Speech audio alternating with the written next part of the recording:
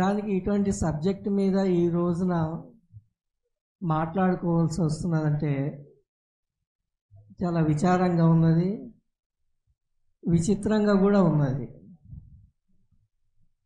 ఈ రోజున అని ఎందుకంటున్నా అంటే తెలంగాణ ఉద్యమం ఎప్పటి నుంచో ఉన్నది. తెలంగాణ తల్లి అనే భావన ఎప్పటి నుంచో ఎవాల్వ్ అయింది సమాజంలో. అంతకుముందే మిగిలిన మిత్రులు చెప్పినట్టు 40 నుంచే తెలంగాణ తల్లి అనే మాట కూడా ఉన్నది. అంటే ఇన్ని దశాబ్దాలు గడిచిపోయిన తర్వాత తెలంగాణ తల్లికి ఒక రూపం అంటూ ఇచ్చుకున్న తర్వాత అది మొత్తం సమాజంలో విద్యావంతుల నుంచే కాకుండా చాలా సామాన్య ప్రజల వరకు కూడా ఆ రూపం అనేది స్థిరపడిపోయిన తర్వాత ఈ రోజున మళ్ళా ఆ విషయం మాట్లాడుకోవాల్సి రావడం అంటేనే అది విచారకరమైన పరిస్థితి. అట్లాగే ఇది విచిత్రంగా కూడా ఉన్నది. ఎందుకంటే ఈ పరిస్థితిని క్రియేట్ చేసింది ఎవరు? మళ్ళీ ఇక్కడి వాళ్ళే. చరిత్ర అంటే తెలియని వ్యక్తి, సంస్కృతి అంటే తెలియని వ్యక్తి, చరిత్ర సంస్కృతితోని సంబంధం లేకుండా వాటికి విరుద్ధమైన ఒక చర్య తీసుకున్నాడు రేవంత్ రెడ్డి గారు. సరే, ఈ చర్య మీద సమాజంలో చర్చ ఎట్లా జరుగుతున్నది? నిజానికి తల్లి కావచ్చు, దేవత కావచ్చు, సమాజంలో ఈ భావనలు అనేవి ఎవాల్వ్ అవుతుంటాయి. ఎవరో ఒక వ్యక్తి ఎప్పుడు సృష్టించడు. అవి దశాబ్దాలుగా, శతాబ్దాలుగా, తరతరాలుగా అవి ఎవాల్వ్ అవుతూ వస్తుంటాయి. ఆ భావనలు కానీ, అందుకు సంబంధించిన రూపాలు కానీ. ఒక తెలంగాణ తల్లి అనే కాదు, తెలంగాణ అనే కాదు, మీరు ప్రపంచ చరిత్రలు మనం ఎక్కడ చూసినా కూడా ఎవల్యూషన్ అనేది తల్లుల భావన, దేవతల భావన అనే వాటి ఎవల్యూషన్ ఇట్లాగే జరిగింది. ఇందుకు భిన్నంగా ఏం లేదు. తెలంగాణ తల్లి భావన కూడా అందుకు అనుగుణంగానే ఎవాల్వ్ అయింది. అంటే దీనికి మొత్తం సమాజం భావనలు దీని వెనుక ఉన్నాయి, మొత్తం సమాజపు ఆమోదం కూడా దీని వెనుక ఉన్నది.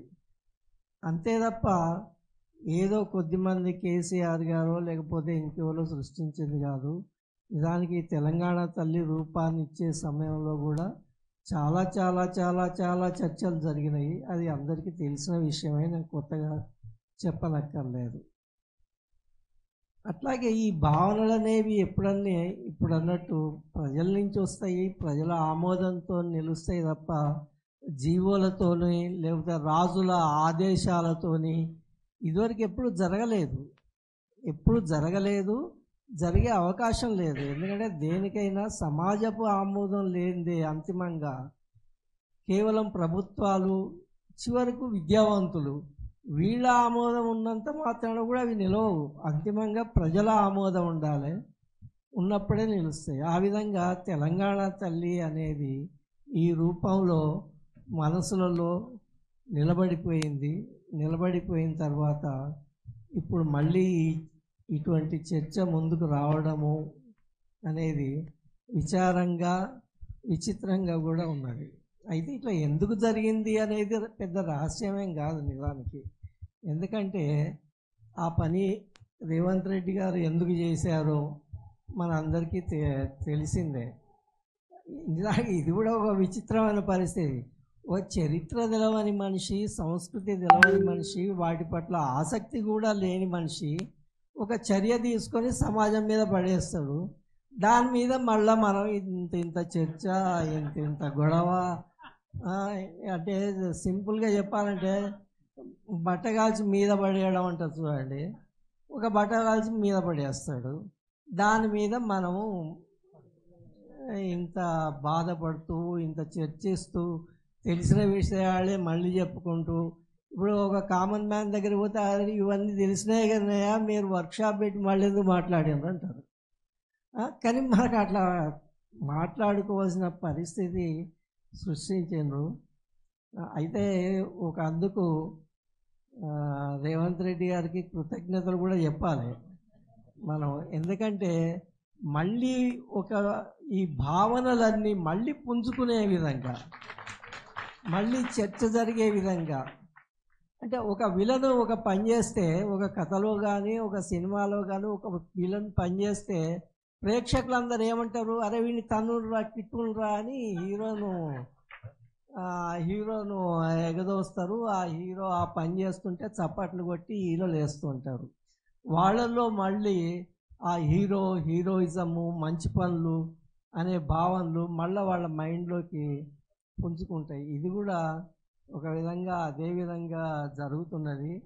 ఎందుకంటే తెలంగాణ తల్లి మీద కానీ, సంస్కృతి మీద కానీ, చరిత్ర మీద కానీ కొన్నాళ్ళుగా చర్చ లేదు. నిజానికి తెలంగాణ వచ్చింది, అదొక స్తబ్దత, ఆ యాంగిల్కి సంబంధించి ఒక స్తబ్దత అనేది వచ్చింది.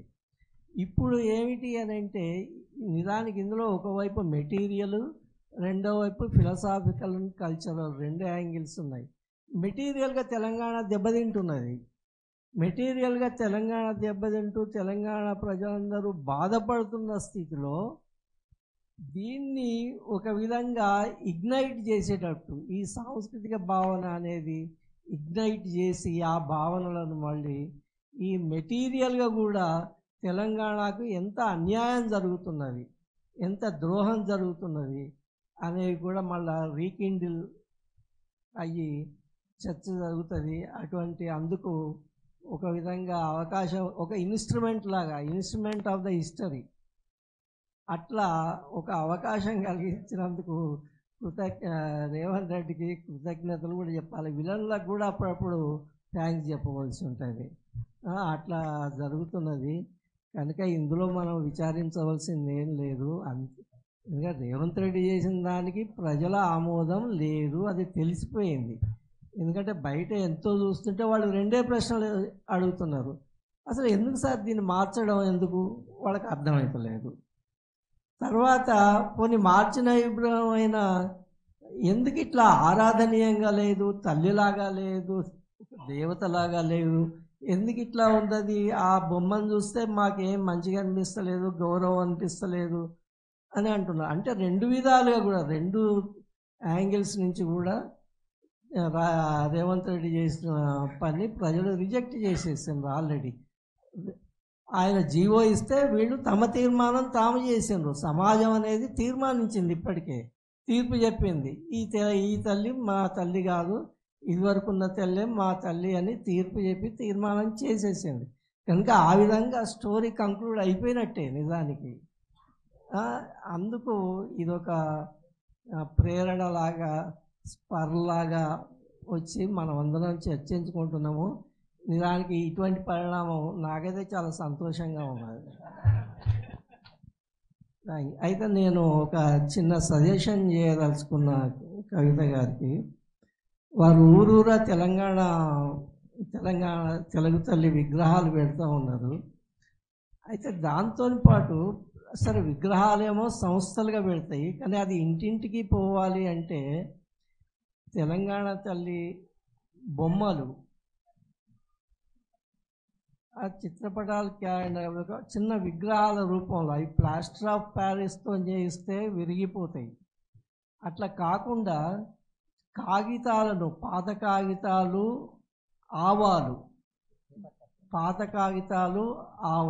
ఆవాలు కలిపి నానబెట్టి చేస్తే అవి మెంతులు చేస్తే అవి ఈజీగా అవుతాయి, తేలికగా ఉంటాయి, చవకలో తయారవుతాయి, తొందరగా పగిలిపోవు. అయితే వాటిని పంచిపెట్టొద్దండి, ఇంటింటికి పంచిపెట్టొద్దు. ప్రజల ఇన్వాల్వ్మెంట్ రావాలి అందులోకి, వాళ్ళు ఓన్ చేసుకోవాలి.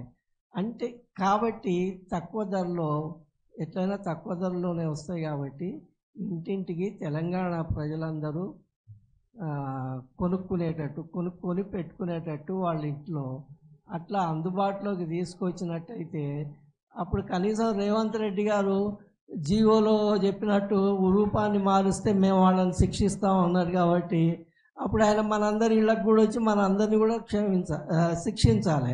కేవలం ఊళ్ళో పెడితే ఆయన కూలగొట్టి ఇచ్చిండు అనుకోండి, కానీ ఇంటింటికి వచ్చి కూలగొట్టలేడు, ఇంటింటికి వచ్చి మనల్ని శిక్షించలేడు.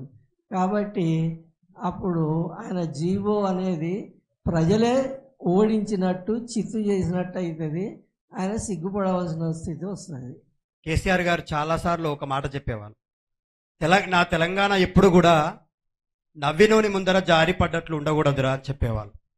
ఇవాళ తెలంగాణ చరిత్ర తెలియనటువంటి వ్యక్తి తెలంగాణ చిహ్నాలను చెరిపేస్తా ఉన్నాడు.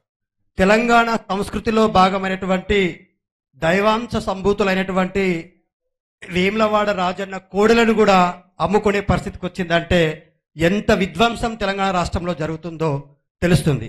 అయితే పాలకుడు కాంగ్రెస్ పార్టీ నాయకుడిగా గెలిచినప్పటికీ టీడీపీ పార్టీ నాయకుడిగా ఇక్కడ పాలిస్తున్నాడేమో అనేటువంటి తెలంగాణలో ఉన్నటువంటి ఆత్మగౌరవ పోరాటానికి అస్తిత్వానికి ప్రతీకలైనటువంటి ప్రతి అంశాన్ని చెరిపేసేటువంటి ఒక అంతర్గతమైన కుట్ర జరుగుతుందేమో. ఇక ఇన్ని రోజులు మనం చూస్తూ కూర్చున్నాం, సంవత్సర కాలంగా ఏం చేస్తాడో అనుకుంటే ఏమీ చేయలేదు అని వాపస్ తీసుకుంటా ఉన్నాడు, వెనక్కి తీసుకుంటా ఉన్నాడు. లఘుచర్ల విషయంలో రైతులు లడాయించి కొట్లాడితే వెనక్కి తీసుకున్నాడు. నిర్మల్ జిల్లాలో ఇథనాల్ కంపెనీ వద్దురా నాయన అంటే లగాయించి కొట్లాడితే తీసుకున్నాడు. సో తెలంగాణ రాష్ట్రంలో నేను స్కిల్ యూనివర్సిటీ పెడతా అంటే స్కిల్ లేనివాడు స్కిల్ యూనివర్సిటీ పెడతా అని ప్రకటించినట్టుగా ఎక్కడికో పోయి ఏం డబ్బులు తెచ్చినారో బాబు అంటే 100 కోట్లు ఆదాని నుంచి తెచ్చుకుంటే అవి వాపస్ ఇచ్చేస్తున్నా అని ప్రకటించిండు. అలా ఏం జరుగుతుంది నా తెలంగాణలో చూస్తే అన్ని యూటర్న్ పాలిటిక్స్ జరుగుతూ ఉన్నాయి. కేవలం తెలంగాణ సంస్కృతిని సాంప్రదాయాలను అవమానపరుస్తూ హేళన చేస్తూ అలా బతుకమ్మ అంటే అన్నకు అక్కకు ఉన్నటువంటి బంధం, బతుకమ్మ అంటే ఒక తండ్రికి కూతురుకు ఉన్నటువంటి బంధం, బతుకమ్మ అంటే 1000 కళ్ళతో నా ఆడపడుచు నా ఇంటికి ఎప్పుడు వస్తుందా అని తల్లి ఎదురు చూసేటువంటి బంధం. అంటే ఈ బంధుత్వాలన్నిటినీ కూడా చెరిపేయాలనేటువంటి ప్రయత్నం చేస్తా ఉన్నావు మిస్టర్ రేవంత్ రెడ్డి. ఇక మా ఆత్మగౌరవం మీద గాని మా సాంస్కృతిక అంశాల మీద గాని నువ్వు దాడి చేస్తున్నది నీతో ఎవరు చేయిస్తున్నారో మాకు అర్థమైపోయింది. కాబట్టి ఇక నీ కుట్రలు ఇక్కడ నడవవు అని చెప్పేసి తెలియజేస్తూ ఇంకా తెగించి కొట్లాడే పోరాటానికి సిద్ధంగా ఉన్నామక్క. అన్ని యూనివర్సిటీలలో కూడా 11 విశ్వవిద్యాలయాలలో ఇలాగే రౌండ్ టేబుల్ సమావేశాలు పెట్టి ఏ విధంగానైతే మన చరిత్రను చెరిపేసేటువంటి ప్రయత్నాలు చేస్తా ఉన్నాడో, చరిత్ర తెలియనటువంటి హీనుడి చేతిలో నా తెలంగాణ తల్లి చిన్నాభిన్నమైతా ఉంది. ఇక్కడే ఉన్నటువంటి మా జోగు శ్యామలక్క ఒక నవల రాసింది, అది రడం అనేటువంటి నవల. రడం అనేటువంటి నవలలో జోగిని తల్లి ఏ విధంగా బాధపడుతుంది, ఊరు మొత్తం కూడా జోగినిగా మార్చాలని తీర్మానం చేస్తే తండ్రి ఆమెని జోగిని మార్చకుండా పోరాటం చేసినటువంటి నవలలో చదివినటువంటి అదే మీరు రాసితే చెప్తా ఉన్నా అదే చెప్తా ఉన్నా అక్క. మీరు రాసినటువంటి అలాంటి చరిత్రను చదువుకున్న వాళ్ళం చాలా మంది నీళ్ల విషయంలో నీళ్లు నిజాలు అని చెప్పేసి మా విద్యాసాగర్ సార్ రాసినటువంటి విషయాలను చదివినాం. ఇక్కడే ఉన్నటువంటి మా గౌరీశంకర్ అన్న పొక్కిలి అనేటువంటి నవల రాసిండు. అలాంటి నవలలు చదువుకున్న వాళ్ళం. తెలంగాణలో హిందూ ముస్లింల యొక్క గంగా జమున తెహజీబ్ సంస్కృతి నుంచి పుట్టినటువంటి వాళ్ళం కాబట్టి మా బంధాలను మా బంధుత్వాలను మా చరిత్రను చెరిపేసి ఏ కుట్ర చేసినా కూడా మళ్ళీ ఏకమైతం నీ అంతం చూస్తామని చెప్పేసి హెచ్చరిస్తూ ఈ అవకాశం ఇచ్చినటువంటి ఈ సభాధ్యక్షులు శ్రీధర్ సార్ గారికి అలాగే ఆర్గనైజర్ కవితక్క గారికి ధన్యవాదాలు తెలియజేస్తాం. ఇలా సమాజం అంతా ఎదురు చూస్తున్నది కాబట్టి అక్క కవితక్క గారి నాయకత్వంలో తెలంగాణ అస్తిత్వం మీద జరుగుతున్నటువంటి దాడిని అందరం కలిసి ఎదుర్కొనేటువంటి విధంగా మన అభిప్రాయాలు చెప్పడంతో పాటు కార్యాచరణలో కలిసి రావడానికి ఏర్పాటు చేసినటువంటి ఈ సమావేశంలో పాల్గొంటున్నటువంటి పెద్దలకందరికీ పేరు పేరున హృదయపూర్వకమైనటువంటి నమస్కారం. చాలామంది చాలా విషయాలు చెప్పారు. కొత్తగా చెప్పాల్సినటువంటి అంశం ఏమీ లేకపోయినప్పటికీ కూడా తెలంగాణ ఉద్యమ నేపథ్యం నుండి వచ్చినటువంటి తెలంగాణ తల్లి, ఇంతకుముందే అందరు చెప్పినట్టు ఆనాడు తెలుగు తల్లిని ముక్కలు చేస్తారా అనేటువంటి ఒక సెంటిమెంట్ని చాలా మంది చాలా రాజేసారు, మనమంతా ఒక్కటి, ఇవాళ మీ తెలుగు తల్లిని 2 ముక్కలు చేస్తారా అని. కానీ ఏ తెలుగు తల్లి అయితే ఉందో అది మాకు సరైనటువంటి తల్లిగా మమ్మల్ని దీవించడం లేదు, మమ్మల్ని రకరకాలుగా ఆనాడు ఆధిపత్యానికి గుర్తుగా ఉండి మా భాషను మా సంస్కృతిని అన్నిటి మీద కూడా దాడి చేస్తూ ఉంది. కాబట్టి ఒక ప్రత్యామ్నాయ సంస్కృతికి చీనంగా ఒక తల్లి కావాలని ఆ రోజు అందరం కూడా అనుకొని చాలా మంది పెద్దలందరూ కూడా 2-3 రోజులు తెలంగాణ భవన్లో విస్తృతమైనటువంటి చర్చ జరిగి తుదిరీపు తీసుకొని, అంతకుముందే అనేక మంది ఒక రూపం ప్రచారమైనప్పటికీ కూడా తుది రూపంగా తెలంగాణ తల్లి ఒక ఉద్యమ తల్లిగా ఉండాలి, ఆ తల్లిని చూడగానే ఒక స్ఫూర్తి ఉండాలి, అందరూ ఆరాధించే విధంగా ఉండాలి అనేటువంటి పద్ధతిలో ఆ రోజు తెలంగాణ తల్లిని మనమందరం కూడా ఆవిష్కరించుకున్నాం. ఆ తెలంగాణ తల్లి నీడలో అనేక పోరాటాలు చేసినాం. సకల జనుల సమ్మె అయినా, పెండవునైనా, సహాయ నిరాకరణ అయినా, మిలియన్ మార్చ్ అయినా, ఇట్లా అనేక ఉద్యమాలు ఆ స్ఫూర్తితో జరిగినాయి. ఈ రోజు వచ్చినటువంటి రేవంత్ రెడ్డి ఏం చేస్తా ఉన్నాడంటే తెలంగాణ ఉద్యమ గుర్తులు చెరిపేస్తే తప్ప తనకు నిద్ర పట్టదనేటువంటి రీతిలో మాట్లాడుతూ ఉన్నాడు. ఎందుకంటే ఆయన ఉద్యమంలో లేడు, ఉద్యమంలో ఉన్నటువంటి వాళ్ళ మీద కాల్పులు చేయడానికి బయలుదేరినటువంటి తెలంగాణ ద్రోహి అని మనం అనేక సందర్భాల్లో చెప్పినాం. ఒక విషాదం ఏంటంటే ఆయన పరిపాలనలో మనం అందరం పౌరులుగా ఉండడం. ఎందుకంటే తెలంగాణ అంతా కూడా ఒక తీవ్రమైనటువంటి అణిచివేతను ఎదుర్కొని సబ్బండ వర్ణాలు ఒక వీరోచితమైనటువంటి పోరాటం చేసి తెలంగాణ సాధించుకున్నటువంటి తెలంగాణలో కేసీఆర్ గారి నాయకత్వంలో 10 ఏళ్లలో అనేక అభివృద్ధి సంక్షేమ పథకాలు ప్రజలకు అందించేటువంటి ప్రయత్నం చేసినాం. ఇటువంటి సందర్భంలో గత 10 ఏళ్ల వికాసాన్ని విధ్వంసంగా చూపించేటువంటి ఒక కుట్ర జరుగుతూ ఉంది. రెండవది, ఇచ్చిన హామీల అమలులో కూడా ఇలా కాంగ్రెస్ పార్టీ వైఫల్యాన్ని వివిధ రూపాల్లో మళ్లించడానికి ఇటువంటి చర్చలకు దారితీస్తున్నది అనేటువంటి విషయాన్ని మనం అందరం కూడా అర్థం చేసుకోవాలి.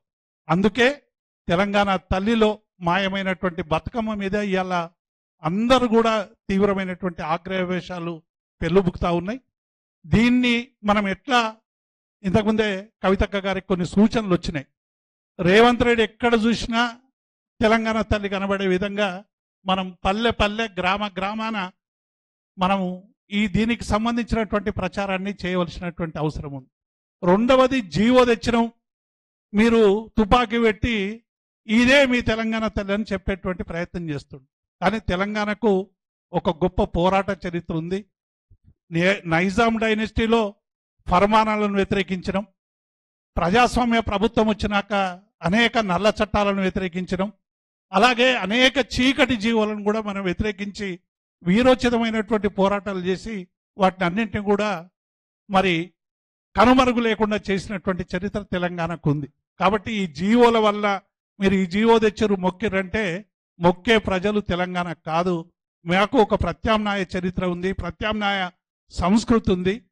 తప్పకుండా మీరు ఇదివరకే మిత్రులు చెప్పినట్టు గతంలో వెనక్కి తీసుకున్నటువంటి విధంగానే తెలంగాణ తల్లి విషయంలో కూడా మీరు ఆలోచించే విధంగా ఒక ప్రజా ఉద్యమం నిర్మాణం అవుతుంది అనేటువంటి విషయాన్ని మేము రేవంత్ రెడ్డి గారికి చెప్పదలుచుకున్నాం. అట్లాగే తెలంగాణ సంబంధించినటువంటి అస్తిత్వం మీద దాడి జరుగుతూ ఉంటే ఇలా తెలంగాణలో చిన్న చిన్న రకరకాల కోపాల వల్ల దూరమైపోయినటువంటి అనేక మంది మిత్రులందరూ కూడా ఇక లాభం లేదు, మనమందరం ఒక్కటి కావాలి అనేటువంటి ఒక భావనను ఇలా రేవంత్ రెడ్డి క్రియేట్ చేసినందుకు ఇంతకుముందు మా పెద్దలు టంకసాల అశోక్ చెప్పినట్టు వారికి మనమందరం కూడా కృతజ్ఞతలు చెప్పాల్సే ఉంది. మన అందరినీ కలుపుతున్నాడు, కలపడానికి అవసరమైనటువంటి అనేక మరి టూల్స్ కూడా ఇస్తా ఉన్నాడు. మరి లోగోలో మారుస్తా అంటున్నాడు, చాలా విషయాల్లో చాలా మారుస్తా అంటున్నాడు. కాబట్టి వీటికి అన్నిటికీ వ్యతిరేకంగా ఒక సాంస్కృతిక ఉద్యమం జరగాల్సినటువంటి అవసరం ఉంది. రాజకీయ ఉద్యమం జరుగుతుంది డెఫినెట్గా. ఆయన చేస్తున్నటువంటి అనేక దుర్మార్గాలకు వ్యతిరేకంగా అటు కేసీఆర్ గారి నాయకత్వంలో ఇంకొక పోరాటం జరుగుతూ ఉంది. ప్రత్యామ్నాయంగా ఇలా ఒక సాంస్కృతిక పోరాటం కూడా జరగాల్సినటువంటి అవసరం ఉంది. అన్ని రకరకాల కవులు, కళాకారులు, మిత్రులు, తెలంగాణ అస్తిత్వాన్ని కాపాడుకునేటువంటి వాళ్ళమందరం కూడా దీన్ని ముందుకు తీసుకుపోల్సినటువంటి ఒక స్టార్టింగ్ మరి ఈ రౌండ్ టేబుల్తో ప్రారంభమవుతుందని మేము అందరం కూడా భావిస్తూ, అట్లాగే అక్కకు కవితక్క, ఎందుకంటే చాలా మంది చెప్తా ఉన్నారు బతుకమ్మ మాయంగానే బతుకమ్మ లేకపోతే అయ్యో కవితక్క లేదనేటువంటి ఫీల్ కూడా వస్తూ ఉంది. ఎందుకంటే బతుకమ్మ ఎప్పటి నుంచో ఉంది, బతుకమ్మ చాలా దశాబ్దాలుగా ఉంది, చాలా రోజులుగా బతుకమ్మ ఉన్నప్పటికీ కూడా ఆ బతుకమ్మకు అవసరమైనటువంటి ప్రాచుర్యాన్ని తెచ్చి, ఆ బతుకమ్మ కేవలం ఒక సాంస్కృతిక వారసత్వమే కాదు, పోరాట వారసత్వం అని తెలంగాణ జాగృతి, తెలంగాణ ఉద్యమంలో ఒక వీరోచితమైనటువంటి పోరాట రూపంగా బతుకమ్మను మలిపిందనేటువంటి విషయాన్ని కూడా ఈ సందర్భంగా మనమందరం కూడా గుర్తుంచుకోవాల్సినటువంటి అవసరం ఉంది. బతుకమ్మ అంటే కేవలం పూజించడమో కాదు, బతుకమ్మ గ్రామాల్లో ప్రతి సమస్యను చెబుతుంది, ఆ సమస్యకు పరిష్కారం తెలిపే పాటలు ఉన్నాయి. గ్రామీణ ప్రాంతాల్లో ఆ రోజు ఉన్నటువంటి దాష్టికాలకు వ్యతిరేకంగా, ఆ రోజు ఉన్నటువంటి అనేక రకాల ఆధిపత్యాలకు వ్యతిరేకంగా బతుకమ్మ పాటలో పాడుకొని చిన్న కష్టం వచ్చినా ఆ కష్టాన్ని చెప్పుకునేటువంటి పాట బతుకమ్మ పాట. అట్లాగే ఏదైనా పోరాటం చేయాలంటే ఆ పోరాటానికి అవసరమైనటువంటి మార్గదర్శనం ఇచ్చేటువంటి పాట బతుకమ్మ పాట. కాబట్టి ఈ బతుకమ్మను ఏదో మామూలుగా మేము తీసేస్తామని అంటే తెలంగాణ ప్రజలు ఊరుకోరు. ఇంతకుముందే దేశపతి కూడా చెప్పాడు, బతుకమ్మ రేవంత్ రెడ్డి మీద బతుకమ్మ పాటను పాడి ఆడించి ఆ బతుకమ్మ లేకుండా చేసిన రేవంత్ రెడ్డికి తెలంగాణలో చరిత్ర లేకుండా చేసేటువంటిది ఖాయం అనేటువంటి విషయాన్ని ఈ సందర్భంగా మనవి చేస్తూ, మరి ఇంత మంచి సమావేశాన్ని నిర్వహించి మమ్మల్ని అందరినీ పాల్గొనేలా చేసినటువంటి తెలంగాణ జాగృతికి అక్క కవిత గారికి హృదయపూర్వకమైనటువంటి నమస్కారాలు తెలుపుతూ థ్యాంక్ యూ. జై తెలంగాణ.